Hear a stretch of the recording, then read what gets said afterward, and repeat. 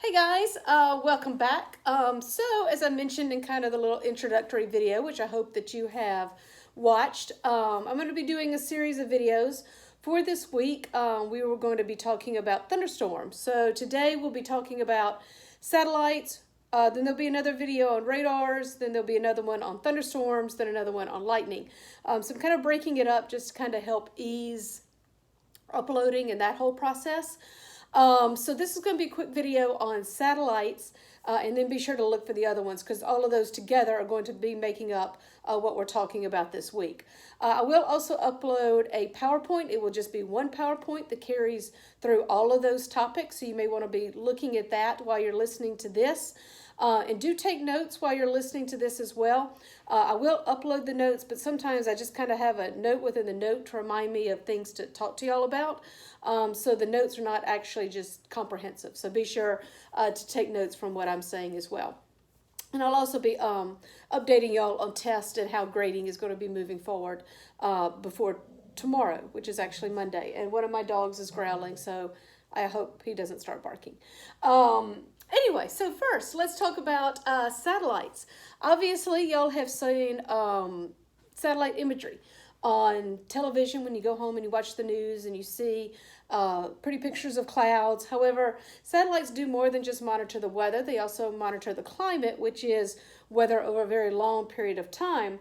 And satellites do see more than just clouds. They look at forest fires. A lot of times you can see like a plume of smoke coming from where that forest fire is located. Dust storms, where snow cover is, where that kind of line is from where the snow started and where it ended. You can even see the boundaries of ocean currents, warm ocean currents and cold ocean currents within the ocean. So satellites do an awful lot more than just take a couple of pictures of clouds.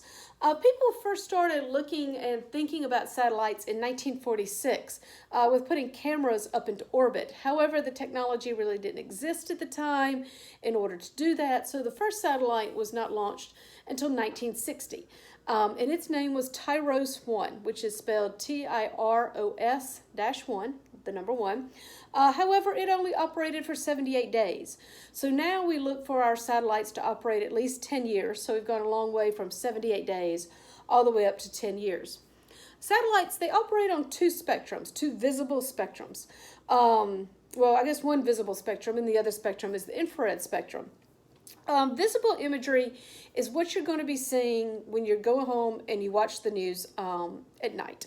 Visible satellite imagery is only used during the daytime hours. Think of it kind of like your eye. You can see better during the daytime when the sun is up. Same thing with the visible spectrum. Once the sun goes down, you can't use the visible spectrum on a satellite anymore. You'll have to switch to infrared, which we'll talk about in just a second. But visible light images from satellites are very easy to interpret. Clouds, you can even see smoke, you can see fronts. You can even kind of see wind because you'll see those clouds moving in a certain direction. So a lot of times when we have a very strong southerly wind, you'll see those clouds moving from the south to the north very, very quickly. So you can indicate that, hey, we've got a big, strong southerly wind going on. So visible satellites, that's what you see when you're watching television. And all those are just individual images put together.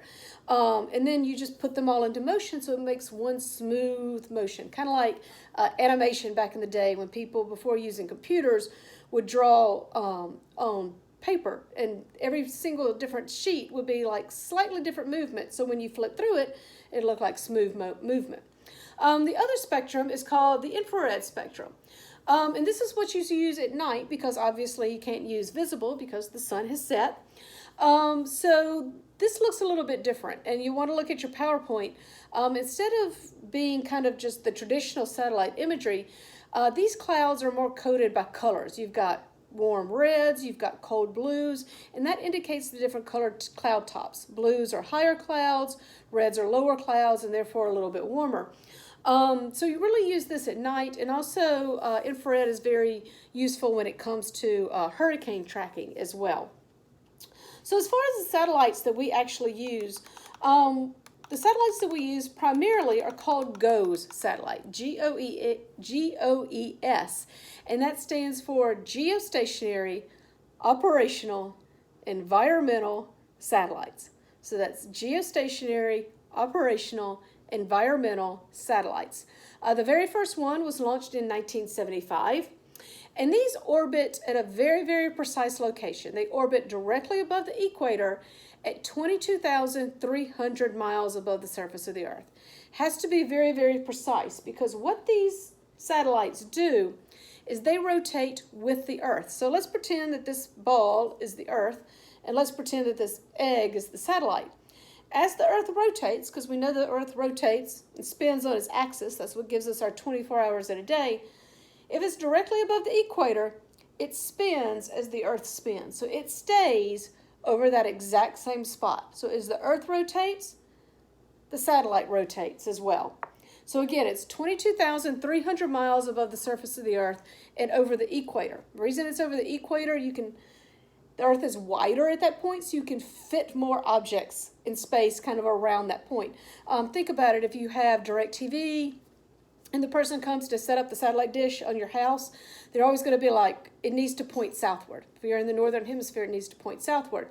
If you've got maybe a building or some trees that are going to block that signal, you can't put the satellite dish right there, because those communication satellites and those television satellites are also located over the equator, much like our weather satellites are as well. Because it's just the Earth is wider at that point, you can fit more things in space over that point as well. This is really what you're going to be seeing when you watch your local television broadcast, because these are continually providing a picture of the Earth. So again, you can take those pictures and you can line them up, and over a span of 3-4 hours, you've got enough pictures that you make that little motion. And then they also come equipped, of course, with both visible light and also infrared as well. Right now, there are several geostationary operational environmental satellites, or GOES, in operation. Right now, the United States operates 3. GOES 15, and we'll talk more about these in a minute, but GOES 15, GOES 16, and GOES 17.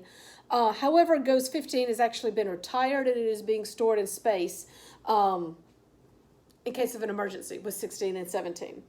The other type of satellite is called polar orbiting. So whereas geostationary stays over one fixed point, the polar orbiting rotates around the Earth like this. So geostationary stays here and rotates with it. Polar orbiting goes like this. They're mainly used for research, because you don't want to use this for television, because it's only going to go over this one point twice a day. It can only see directly what's underneath it, while a geostationary satellite can see from the North Pole all the way to the South Pole, and pretty much half the Earth. One will be stationed over the Atlantic Ocean, one will be stationed over the Pacific Ocean. So we can see half the Earth at a time. The polar orbiting, however, can only see a very thin strip of land that's directly underneath it. In fact, polar orbiting satellites are only 530 miles above the surface of the Earth. So you compare 530 to 22,300 miles. It's a big difference right there. So again, you're not going to really see this on television too much, because you don't want a picture twice a day. A lot can happen in those hours. So mainly used for research. So as I mentioned, GOES 16 and GOES 17. GOES 16, again, GOES 16, was launched on November 19th, 2016, and GOES 17 was launched on March 1, 2018. There are 2 more which are scheduled, one for 2021 and one for 2024, and these are the 4th generation satellites that we have. They have a lot of big advantages over the old ones. I don't know if you've ever tried to watch, say, Friends or Cheers or some other maybe 1980s, 1990s television show on your HD TV, and you know how it looks all kind of grainy and it's all compressed, and it's not a very good picture. So that was kind of like the other satellites, 14 and 15, that we've been looking at for the last couple of years. It's kind of like trying to watch standard def on your high def. Well, now all of a sudden with our new satellites, 16 and 17, and the ones that will be launched, it's like watching high def on your high def. So again, look at the pictures right now on your PowerPoint, and you'll kind of see what I'm talking about. Also, the new satellites will be able to give what is called a full disk image every 15 minutes. So that is from the North Pole to the South Pole, covering either the Pacific Ocean or the Atlantic Ocean. That can happen every 15 minutes. The old satellites, it took 3 hours and 15 minutes to get the same exact image. So that helps when we're looking at storms. Also, the satellites will be able to zoom in on a specific storm. Say if there's a hurricane going on, even a tornado outbreak, you can zoom in on a very, very small area. And also you can look for things like lightning with these storms. The more lightning it is, the greater the chance that that storm's going to be a little bit more severe. So these are all nice advantages that we have with these new systems and these new satellites. The one that launches in 2024 will likely be replacing GOES-16 because by that point, by the time it gets into space and it goes through several months of testing, GOES-16 will pretty much be at the end of its 10-year lifespan, so then that one will be replaced. So again, we're constantly replacing these as well. So that has been a little look at satellites, and stay tuned. I will have radars coming up in just a minute.